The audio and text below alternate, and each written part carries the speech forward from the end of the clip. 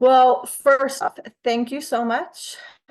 Clean Virginia Waterways and Virginia Plastic Pollution Prevention Network for hosting me today to speak with you about PFAS. I'm Tamela Trussell, founder of Move Past Plastic. We are 3 years old this month, and we try to work on the issues of single-use plastic all the way from the beginning of fracking through disposal, with encouraging, of course, lifestyle changes, but more importantly, systemic changes through legislation, local ordinances, and speaking with the people who are helping to produce and use the single-use plastic. So we're going to be talking about the PFAS, I call it, dilemma. And we'll get into a little bit of plastic information first because there's a direct correlation, and then we'll move into more about PFAS. So these are some of our national partners, and we also, talk to people internationally as well. These are some of our local groups that we try to work with. Partnership is very important. I really appreciate you guys reaching out to me and partnering. I spoke with your leaders before you guys came on and talked about, how we can further work with each other and help each other out, because the petrochemical industry has billions of dollars and we just have our voices embers. So we need to try and not work in silos, but together to tackle these issues. I want to begin with acknowledging that we are located on the original homelands of the Susquehannock Indian Nation, and we recognize and honor the tradition of caretakers of these lands and strive to understand and model their responsible stewardship. We acknowledge that the longer history of these lands and our place in history. A little bit about me. When I was a young girl, I would go along the roadside and collect cans and bottles to turn in so I could get money.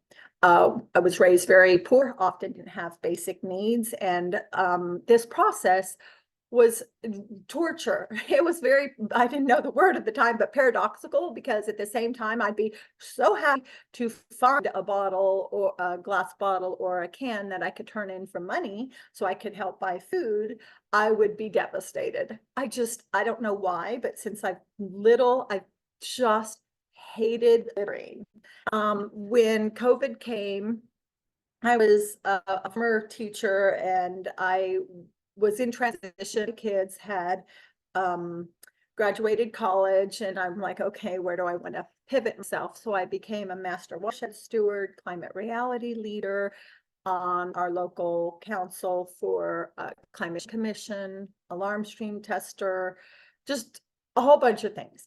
But one of the things that I just knew as I taught climate change was my heart kept pulling me that the real big issue that I call the Keystone issue, and especially for our Keystone state, Pennsylvania, was plastic. And so I started attending more and more and learning that I was absolutely right. And the problem is a lot more dire and critical than we think.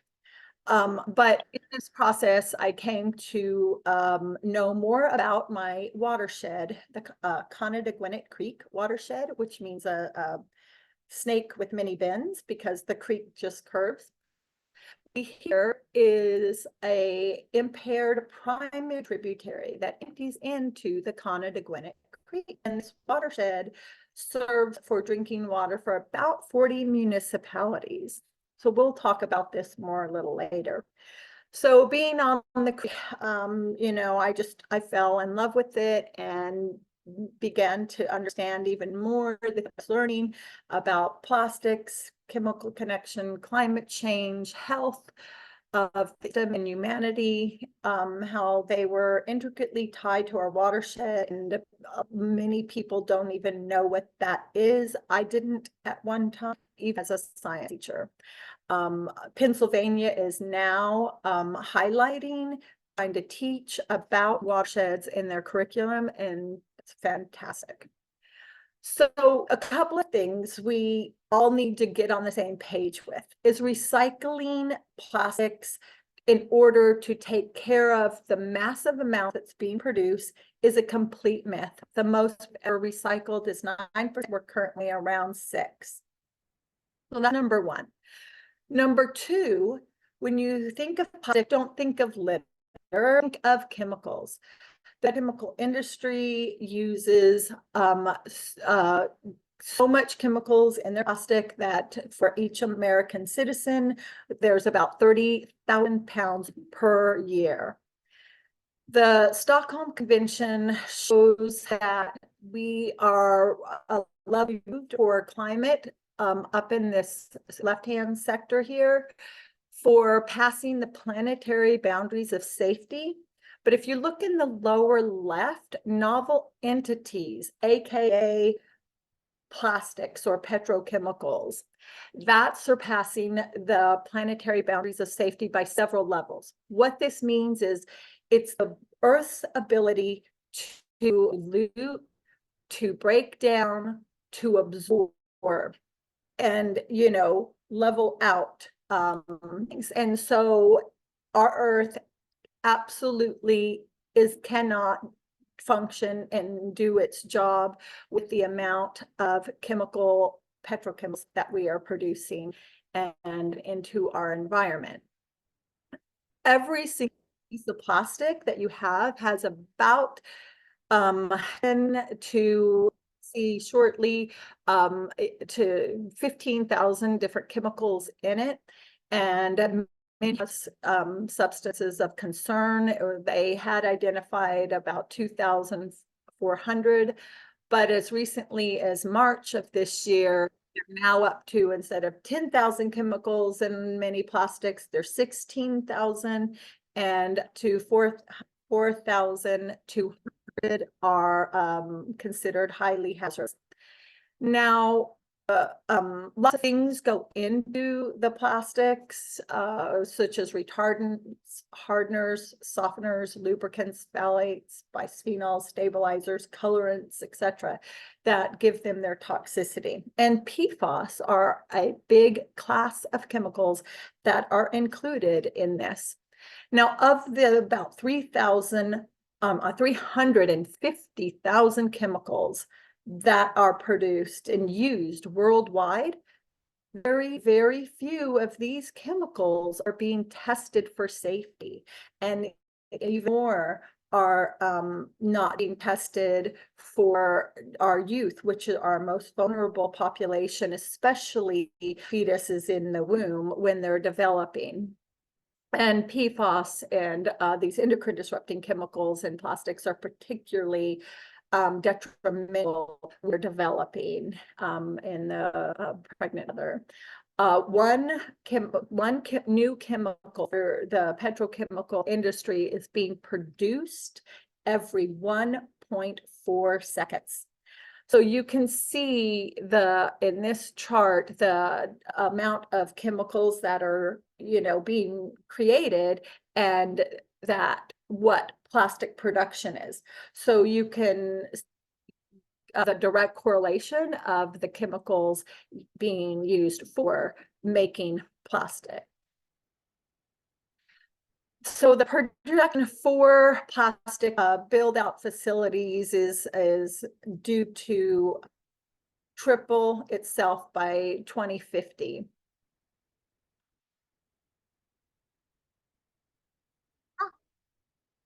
So microplastic and their chemicals have become a part of our water cycle. When it rains microplastic and PFAS on us. That is why you can find microplastic and toxic chemicals everywhere on the earth, from the Mariner's Trench to the Pyrenees Mountains. And they're finding that they're actually accumulating and being the most detrimental up in Alaska and Antarctica and these colder regions, just because of how the weather and the water cycle flows. All right, so what are PFAS? For those of you who do not know this class of chemicals, it's a per and polyfluoral alkyl. And that's basically where you have a carbon attached to a fluorine bond. And there's different definitions depending on what regulatory body is making it. That's one of the things that, they need to settle on. But the chemicals can contain up to about 15,000 different types of PFAS chemicals, depending on definition. And the chemical class is called a chemical because of the strong fluorine bonds that they don't break down in the environment. So they will bioaccumulate in our ecosystems, in our watersheds.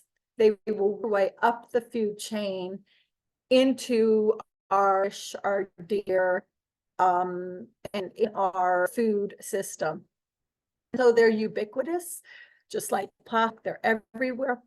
And even though some have PFOA and PFOS, they have not been allowed to be produced here in the US. They're still very, very prevalent because we're bringing in products with them from other countries, and they were created, which was 1930. And they were used originally, like most scientific and technological inventions. I can't remember, some statistic I heard, it was like 85–90% of all our science and tech inventions come from war. So this is another such chemical. But they are chemicals that have great attributes, which is why they're used in everything and and are everywhere. They resist heat, oil, and water. So that's why you can see them primarily used in the oil and gas industry. They end up accumulating in our waste management, but they're very highly used in metal coating, chemical manufacturing, as you can see, in plastics and their resins, electronics, mining, printing, and they also accumulate in airports and our military bases. They are used throughout the entire plastic quote cycle, and I need to change that term. That's why quotes. So you'll find them everywhere. The aqueous foaming foam that's used by our emergency and military are just pretty much PFAS. And that's why in those two facilities, airports and military bases, you will find thousands of parts per trillion areas. So if you have those facilities in your area, that might be one area where you want to do some testing. Another place that you can find a lot of PFAS, they come from tires, and then they're in synthetic plane surfaces. This is a real problem when 50% of recycled tires go toward making these synthetic plane surfaces from artificial turf grass fields to these pit poured in place surfaces. And this is my new poured in place playground that's you can see wear already occurring after just 4 months. So soon it will look like this and much worse. And you can see these pip pieces migrating toward Latort Creek, which is a premier trout fishing stream.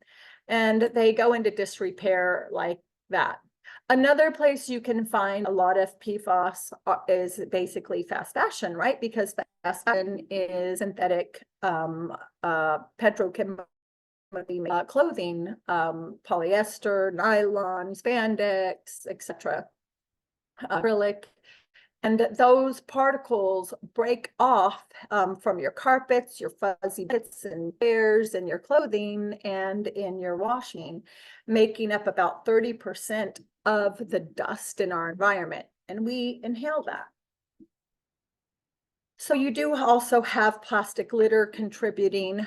When plastic gets, even if it's not intentionally put in plastics, PFAS, what happens is every piece of plastic that's pushed through the molder in the extruder, in order to keep those machines from clogging up, they use PFAS, right? It resists heat, oil, and water, and there's a lot of oil and heat and water in manufacturing facilities, and so they use PFAS to keep their machines from clogging up.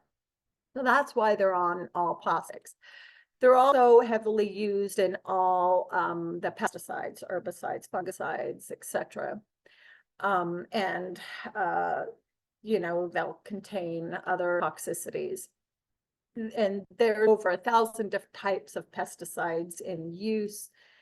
And oh gosh, like 200,000 different brands. So it's also ends up in our wastewater treatment plants.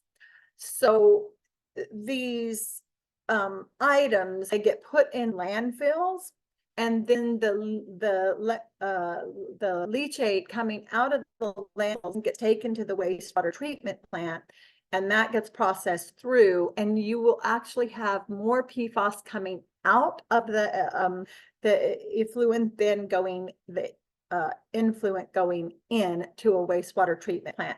Like you'll get DDT coming out of a wastewater treatment plant, and there won't be any, you know, come into it. So chemicals kind of be mixed and shuffled around. There, you know, you'll find a PFAS contamination in the feedlots, just because it's on the food that they produce, and the pesticides and herbicides and fungicides and equipment that are used in farming and ranching. So here, when you run the wastewater treatment plant, it creates what's called a biosolid. And it's great to recycle biosolids. There's a lot of nutrients in it. But unfortunately, they're finding that along with those wonderful nutrients, you know, and kind of be circular and by taking these biosolids and spreading them on our farm fields, we're also spreading these toxic chemicals, and they are bioaccumulating on our farms. So just to kind of recap, some areas where you can find hazardous PFAS, plastic litter and products, biosolids agriculture. I didn't put up a slide, but it's heavily used in medical equipment. And then you have your textiles and tire. And don't forget, through the aqueous film foaming, you will have it in your military bases and airports. Now, what about the regular person? You're living your best life, right? So unfortunately, it's surrounding you.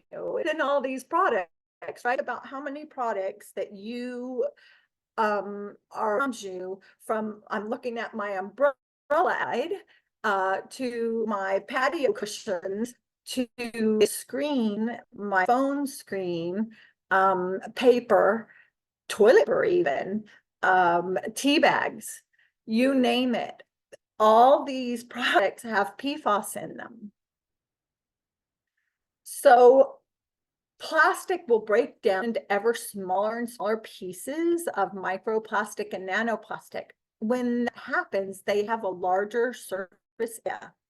So not only are there toxic chemicals in the plastic, the microplastics, but microplastics absorb all kinds of other chemicals, from heavy metals, PFAS, to even viruses, bacteria, and other organisms, and they act like vectors of transferring chemical and whether it's biological or man-made toxicities through that water cycle.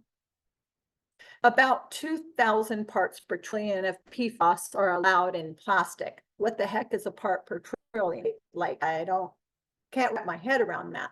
You can think of taking a piece of salt, cracking it, getting a tiny piece of that, throw it in an Olympic-sized swimming pool.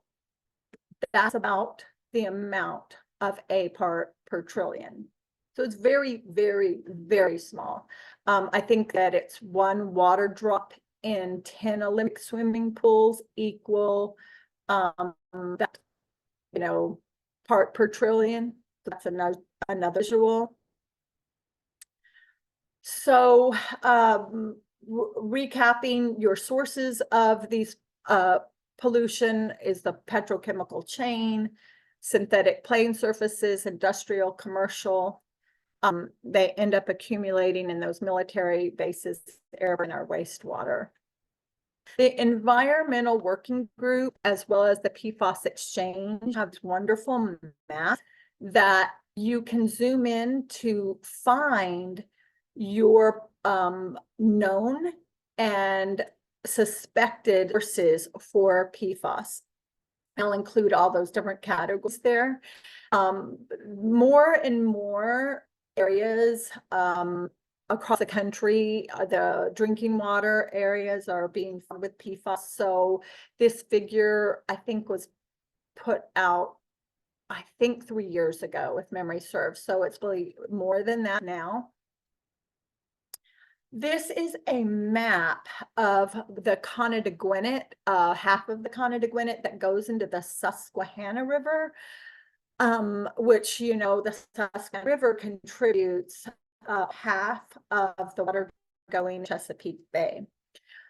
Down in this lower left corner, you can see my little town of Carlisle, and there are about 7 different known and suspected sources for potential PFAS contamination, one of which is a military base.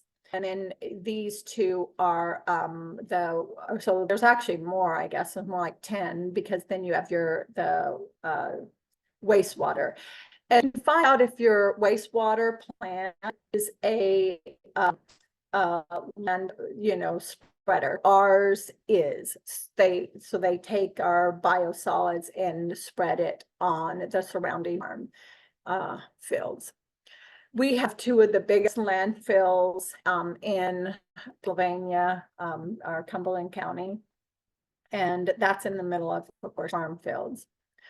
Here's with those, it's a technology manufacturer, but what those maps will not show you, and that you need to go back through history, and people have lived in your community for a long time and find out, like I found it from Jerry, about 2 legacy industries. One was the Carlisle Tire and Rubber. The other was Maslin dumping. And those 2 were very prolific, of course, in PFAS. It wasn't recognized back then, but those are the sources that went into legacy landfill and is contaminating that primary stream. Here's the legacy landfill here in the middle of course, housing developments. And there's the primary stream emptying into the Conneaut-Gwinnett Creek right here.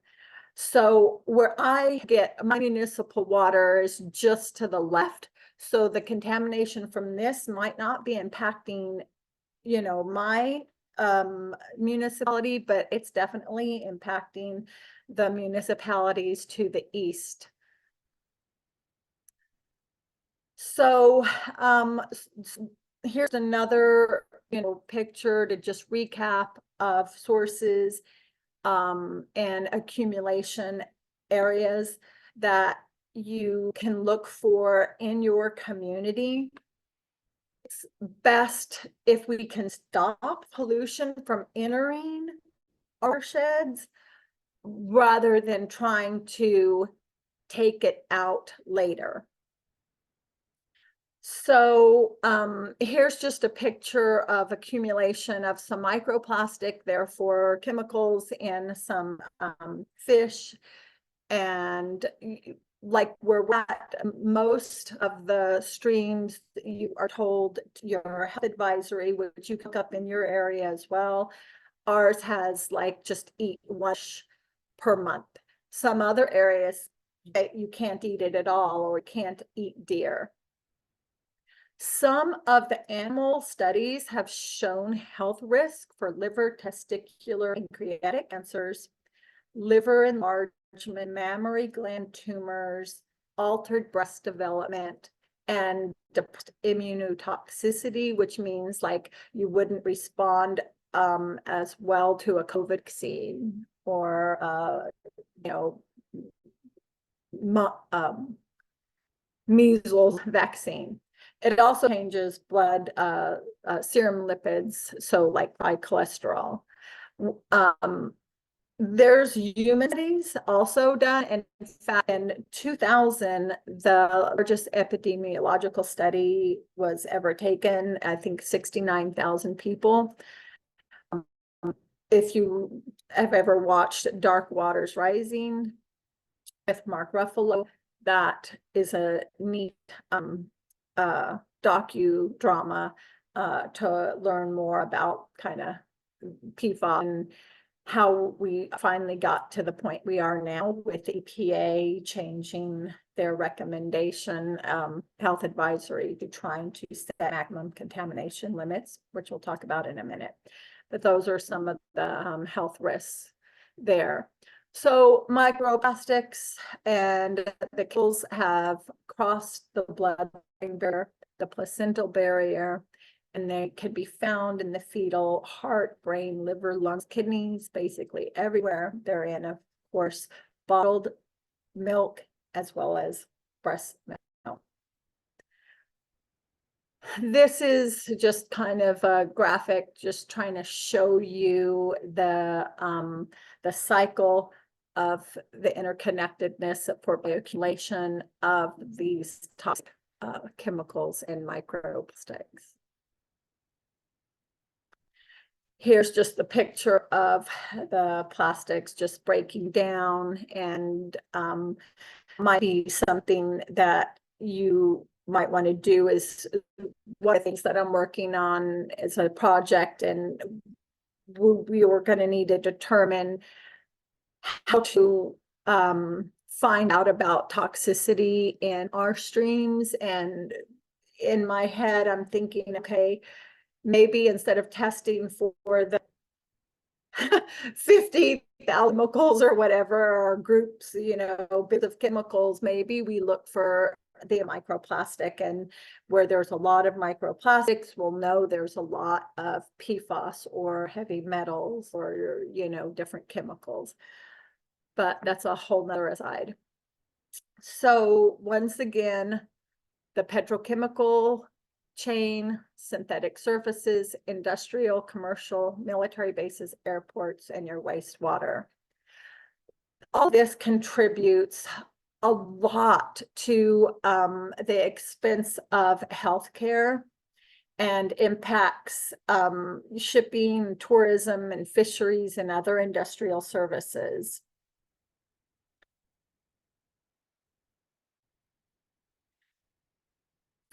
In 2018, the estimated lifetime exposure of plastic chemicals cost the US just under $250 million. In this graph, if you just go to the bottom where you're looking at PFAS, just the impact for birth weight and childhood obesity alone. So that one chemical, one health, two health effects cost 400, billion a year.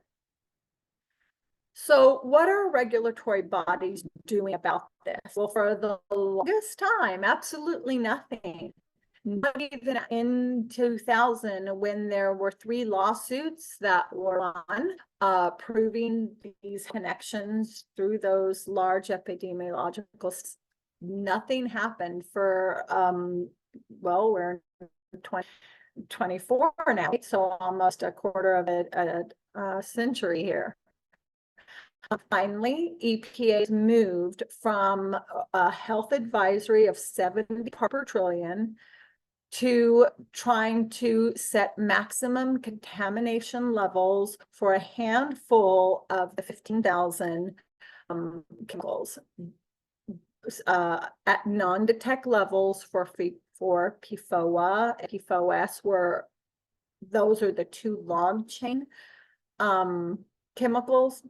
And because we're, found out all this data about the harms of long, ultra short chain, otherwise known as Gen X chemicals, which they are starting to find that those are, for the last like 10 years, those are equally as harmful, and because they're small, so they have a hard time trying to collect those, say, from your wastewater treatment plant, because they are more transportable through the water cycle. The Environmental Working Group and many other groups have been telling the EPA for a long time that no limits are safe. There's also, they're going to be throwing maximum contamination levels for a group of the Gen X and for the PFBS, 2,000 parts per trillion. Individual states for a number of years have been putting their own regulations. You can decipher states to find out what kind of PFAS regulations are in place or being proposed. The EPA has a PFAS strategic roadmap, and you can, find that online and look where they're at and what they're doing. The Biden administration basically set aside $10 billion for cleanup, which is pretty much nothing. The sooner you can find out what PFAS are in your drinking water and, get your engineers in there and get how you can clean it up, the better off you'll be. The regulated contaminant rule 5 had 29 out of 30 of the chemicals were PFAS. There's also the Infrastructure Act setting aside some other funds for communities as well. Pennsylvania has these type of funds to help with PFAS. So I didn't have time to look at the different things for that the state of Virginia will have, but it'll be something similar and comparable, I'd imagine. Current solutions are for cleaning up point source PFAS contamination from basically, the hot spots like your military airport bases or those industries or your wastewater treatment plant. Currently are expensive, inexpensive, and they collect and don't destroy. However, there are many methods that are worked on by many universities and other businesses and things to try and figure out how we can break down the various PFAS, because they are so prolific and harmful, and there's a push using them. So some of these, might be destruction of the PFAS through modified pressure cookers, split them with high energy additives, electricity, cold plasma, reactive gas. One group, oh gosh, I'm forgetting the name right now. It's in my head. University, but they're knocking off the carbon, oxygen, the carbolic group, and then they're using a simple lime something to basically continue to break down the PFAS and PFOS, I think. So it's very specific to which PFAS it's, breaking down. There are about 400 different types of funguses and bacteria that are also breaking down microplastics and fungi, and they're trying to make them more efficient at doing that. Out there, how long it'll take before that becomes economically and can be done on a large scale. I don't know, but work is being done out there on that. One of our biggest problems, though, is for all chemicals, including PFAS, is that when its chemical is regulated, such as BPA, they'll just change the formula. They just tweak it like, one or two molecules. And then it does the same, has the same harms, but it's not regulated. So, BPA is now BPZ and BPPS, and those are just harmful. So even the water bottle might say it doesn't have BPA, it still has a replacement that's just as harmful. So we really need to work on banning the class of PFAS, and in order to do that, we need to have our regulatory bodies agree on the definition of the class PFAS. Some of the things that we can push for to help the situation is we can push for the EPA and states to include blood testing and health monitoring, test other resources than drinking water, ban the use of fracked fluid brought onto roads and agricultural fields, test and monitor our wastewater and biosolids before we spread them on the farm fields, and monitor the leachate before it's taken to the wastewater treatment plant, and hold polluters responsible for cleanup.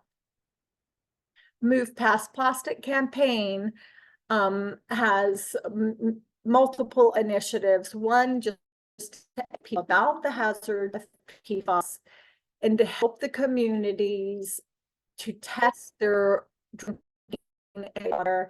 And a lot of people are on water, so it's another area that we need to push for legislation and push for further testing. And to share these results, because if we can get the results shared, then we can better isolate where or non-point source contamination is coming from, and then stop it before it gets into our watersheds and our ecosystems, which to me is a lot better than waiting to try and. So I mentioned before, safer states. This is where you can go to see what legislation has passed in your state and what is being proposed. So here's just a slide of a few of them here for Virginia. One of the things to be careful of, and always loopholes in legislation, right? So one of the holes that's currently out there is the de minimis exemption. And that's where when they have an industry is discharging their wastewater into the communal waste right, eventually, what they'll do is if they add water to it and they dilute the the waste to where they bring down the level of PFAS to 1%, then they don't have to report it. So the other thing is, often, most of the time, more than one PFAS being used for their production and their products, right?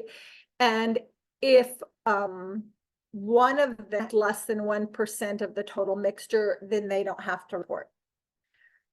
So these are different loopholes to think about and to try and fix, and to, just think when legislation comes in, how to just, be mindful of, okay, how's the industry gonna have it out here? Are they gonna get, pretend you're them and go, okay, how are we gonna avoid having to abide by this regulation? Just think like them and then just try to rework legislation. So some other ways that you can help is just to support the Break Free from Plastic Pollution Act. There's a lot of components to it. You can work at a municipal level to just do any one of the components of it, such as a bag ban, polystyrene ban, leases, like the Beyond Plastics have a I call it a pent effect, I think. But it's, you do an ordinance to do a bag ban, polystyrene, let's see, what was it? Cups, straws, and no balloon releases. So you can do things like that. They say to do a lot of work before you work on extended producer responsibility bills, because believe it or not, like the industry, the recycle industry, a Northeastern recycling group, they love extended producer responsibility bills because they know how, work, to continue to pollute with their product. So just be in mind that push for us to join the Basel Convention, because right now we can still ship. We're one of, like, there are 80 countries that have signed on. We're not one of them.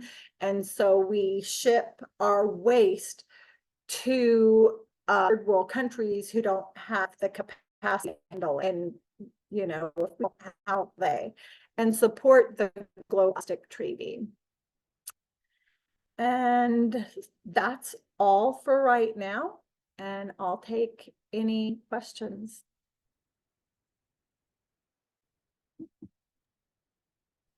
Thank you so much for that. That was a wealth of information and really highlights how little I know about PFAS. We will open it up to the floor for questions from folks. We've got one here in the chat from Pat Calvert at VCN. Is it accurate to say that there is a de minimis exemption despite the only safe consumption levels being 0? Yeah. Yep, safe to say that.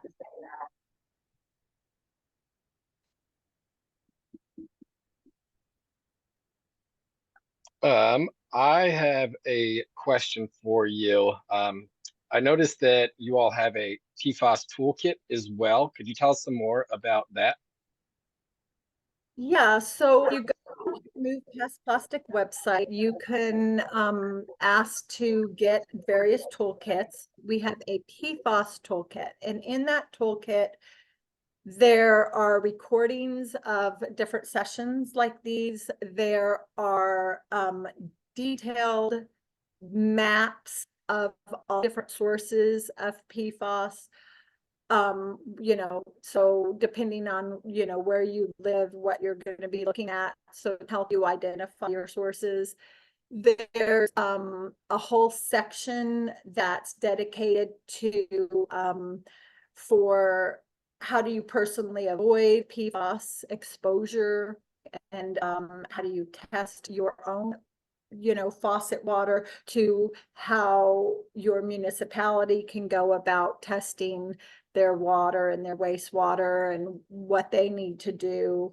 So it's just like pages and pages of resources. And then it will bounce you to other toolkits as well. So there's another toolkit that has like maybe specific concerns, like if you're concerned, because you're health concerns, or if you're concerned with the composting and biosolid concern or the military base concern. There's just more information on those subset of concerns, I guess. There's another toolkit that walks you through how to reach out to your municipality to ask them to test their drinking water. Right now, the EPA has set these maximum contamination levels, and it's approximately 3 years before your municipality has to comply. So you can, get that ball rolling now, and so that they can find out if they need to have some sort of remediation to get the PFAS out of the drinking water. So yeah, that just a bunch of stuff in that toolkit. Awesome. We've got a question from Kelly Atkinson of CVW. What was the name of the movie that you said talks about PFAS? Yeah, there's several. Dark Water Rising, and I think it's The Devil We Know. And they type that and put PFAS. If my title is slightly off because I'm dyslexic, it'll pull for you. Okay, and I have another question. If you have a filter on your drinking water, will it filter out the PFAS? Oh, I'm so glad you asked that. That information is also in the toolkit because I'm going to tell you, but if you forget, it's in there. So what you need is a P473. So no, your Brita filter is not going to filter out PFAS. You have to have that P473 to do it. It will break down the different types of filters and what they will filter for. And it bolds and highlights that one. And then it also takes you to the sources and brands that are out there that you can quickly look at and pick, because you could go reverse osmosis, but that's expensive. You could go countertop. Here's the ironic twist. I have what looks like a Brita filter, but the irony, and this just like kills me, is the filter, it's in a plastic pitcher and the filter is in plastic. And I'm just like, oh my gosh, but there are a couple out there that are metal. I don't know if the filter is stainless. And then there's a new one that came out, and I think I added it to the toolkit. So the toolkit, guys, is just made by me. It's not pretty.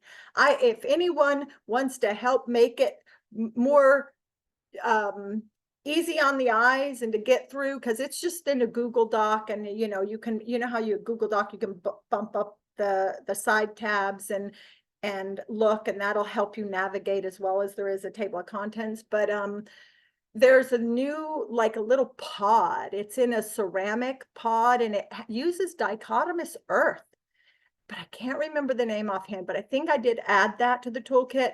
But if you guys have new information, information you think would be important to add to the toolkit, just please send it my way. I'm one person. The more of us working on putting information in for everybody, the better. We've got another question in the chat from Pat. Does Virginia have the authority to adopt maximum contaminant levels for PFAS in public drinking water? And if so, is it the responsibility of the state to do so? Yeah, so yes, absolutely. And if you want, we can go to the maps that I'm looking at and in the toolkit, and you can actually see if Virginia has already put some rules out for maximum contamination levels through safer states. Do you want to try and do that? Sometimes it glitches when I'm, it's grinding, so I'm a little hesitant, but we can give it a go if you want. Yeah, that sounds great. We'll follow your lead. Okay, let me see. I'm gonna pull it up before I do a screen share, because that'll be more helpful, if I let the grinding happen. Yeah. Let's see, save first. Okay. And I'm gonna do Virginia.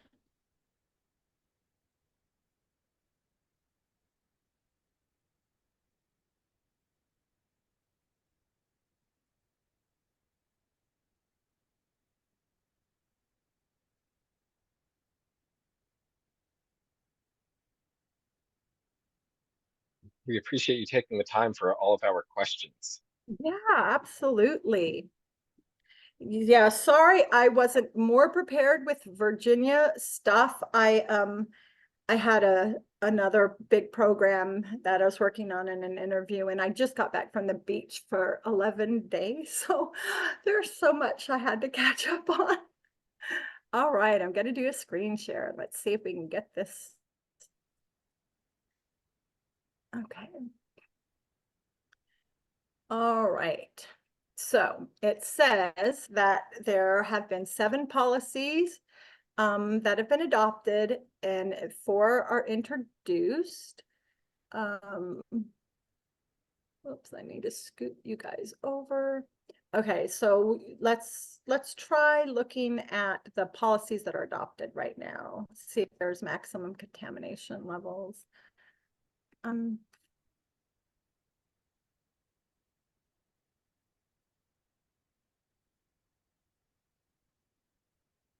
Okay, this one says requires industrial users of publicly owned treatment works to receive and clean, refurbish items that contain PFAS test waste streams.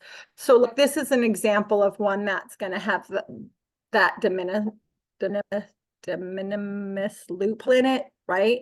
So that they could skirt requires Department of Health to set some contamination levels for PFAS in drinking water. So we can go in there. It doesn't say that they've done it yet, but that's in 2020. Let's see here.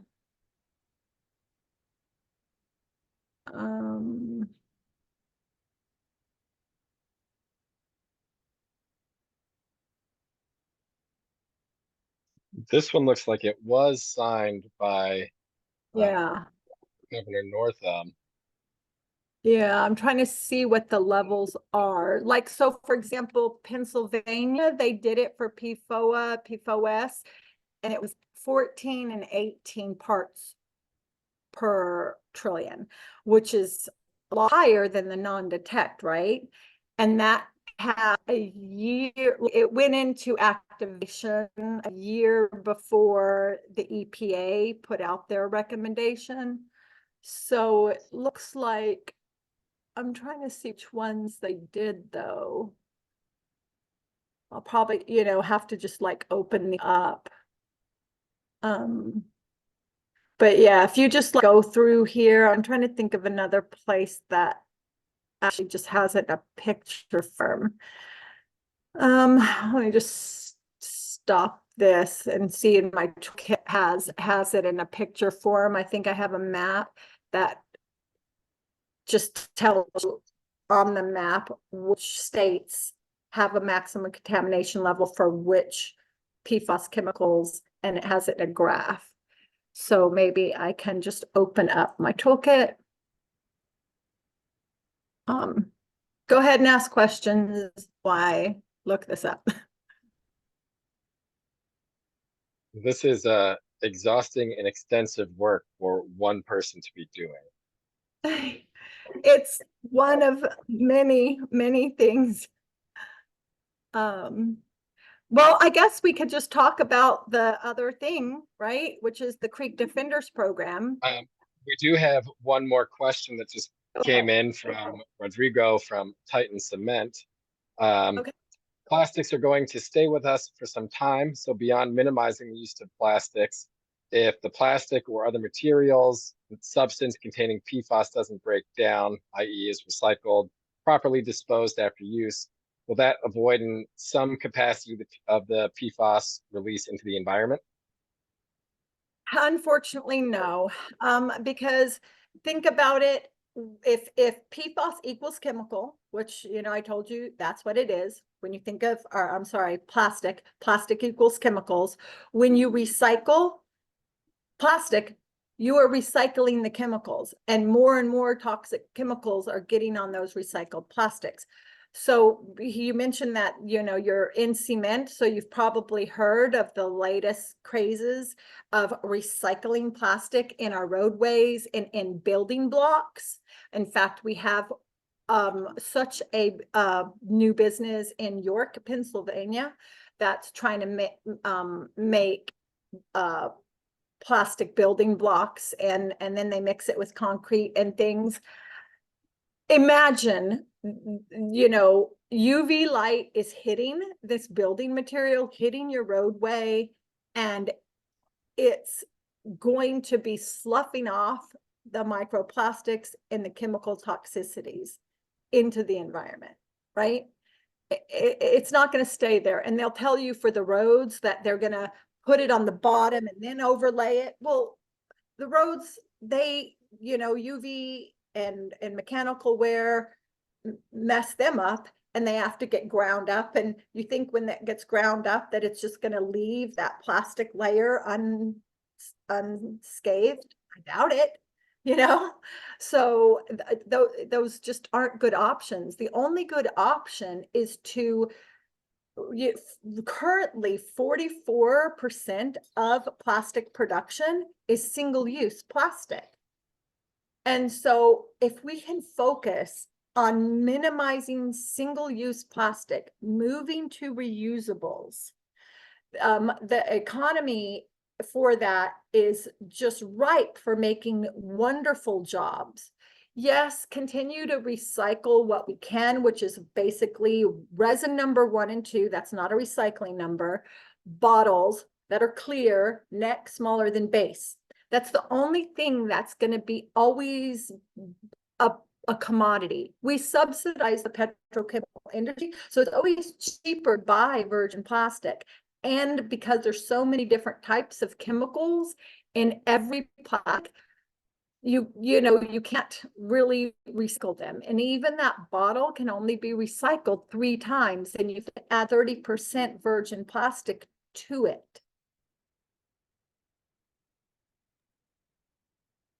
Yeah, that makes sense.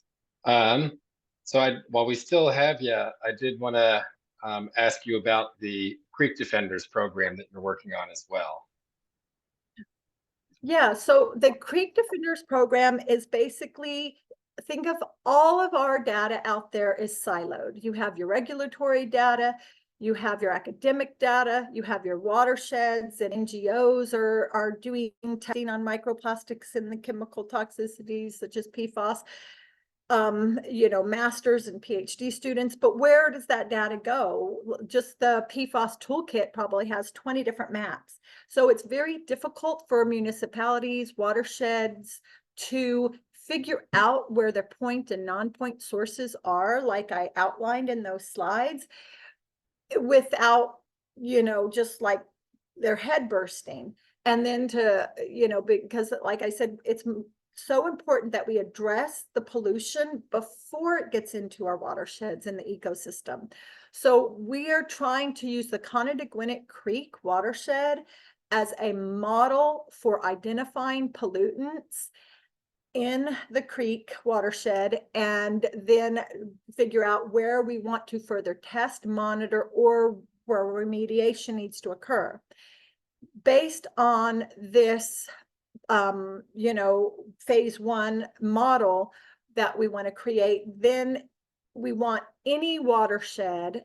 I don't know if you guys know about HUC 12s and HUC 10s, 8s and things, but like a Huck 12 would be, think of it as kind of like your house. That's your smallest watershed area. So like for us, it's a little Tort Creek is one of the many smallest watersheds, which is a Huck 12 hydrologic unit code in the Conneaguinnet Creek, which is the Huck 8. Okay. And so hopefully we have created a pollution report form. So the pollution report form will allow people to report pollution that they see. Now, not just litter just scattered, but like if you do see any dumping or burning of massive amounts of like you know, tires or electronics, I don't know, mattresses, or they're burning something somewhere, or they're putting in a development and there's a big sediment runoff, or you see, you know, a bunch of dead fish in a stream, or you smell like we saw, and you know, that creek looked orange. So you could be, you know, report all of this. All of the things that get reported, we will then use the local groups and organizations like this one to follow up to see, you know, what the situation is. If they, you know, should report it to for us, it would be DEP, you know, to go out and further investigate and test and things. And then your information will go on the map. So the map will have a bunch of bump outs, so you can look for anything for your EJ community, stormwater runoff, heat islands, health reports. All these different maps are going to be put in just a lot of things. So if that's kind of what the Creek Defenders project is, and we hope that it'll be something that could be used for everybody across the country. Well, that is right up the alley of VPPN. Our overarching goal is to reduce the silo effect of all of the different groups and agencies and individuals working on these issues, and try to get everyone on the same page. So well, that's that is wonderful. Yeah, that's well, a fantastic initiative that we can definitely get behind. Well, that's great, because you know, I'm just you know, I have a master's in teaching, but I'm not you know, a professor. I could definitely use help with, you know, writing this draft and this final proposal, and you know, helping write up the model that other, you know, communities and watersheds can use. Yeah, so there's a lot of ways to help, and all of that, it will be going out in an email actually later this week. So there's a bunch of ways that just an individual can help and organizations can help. Tons and tons of ways. And even when that gets sent out, you can think of other ways to help. Put it out, you know, where whatever holes, whatever talents, gifts you have, please share. When that email is ready, we will definitely share it with the entire network and try to bring some more folks in to help. Great. And Rachel McDevitt has been interviewing me, and so she'll have you know, a report on it. I don't know when, but we've bounced back and forth a lot of emails today. So listen for that on what is it? Not Smart Talk, and her, oh, what's the other thing? State Impact PA. There we go. Yeah. Awesome. Do we have any more questions from the group?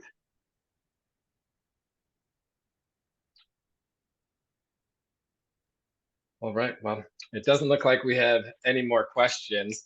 Thank you so much for sharing your work and your knowledge, and helping all of us get a better base on steps that we can take to have a positive impact on the PFAS dilemma. Yeah, and guys, I know it can seem heavy and omnipresent, but it was little things that got us into this position, and it's little actions that get us out. And there's so much movement going on from when I started this 4 years ago to now. I mean, no one was talking about microplastics and PFAS. Now it's everywhere. And so if everyone just does a little bit, just like, you know, we were contributing a little bit before, we can turn things around. You know, we've done it on lots of other chemicals and, you know, the ozone, you know, hole and a bunch of things. So don't get afraid and don't feel discouraged. Be happy, be hopeful. We can make a difference. That's it. Awesome. Thank you so much. So if you want to stay on with us, Tamela, you can, but you have Okay. given us over an hour of your time. So if you need to jump, that is perfectly okay. Yeah, okay, great. And just look at those ways that you can help on the end of the PowerPoint slide that he'll share with you. And I'll send the PFAS toolkit and some other resources for you. Or you can just go to the Move Past Plastic website, which I know, guys, it looks old fashioned. It's another thing on my to-do list is to redo the website and to update all the new Creek Defender stuff. So just be patient with me, but information is there even if it's not pretty. It All right. is packed with information, and that's the important part. It's got everything there that we need to get involved. All right. Goodbye, everybody. Have a good day. Have a great day. So with our remaining time, we'll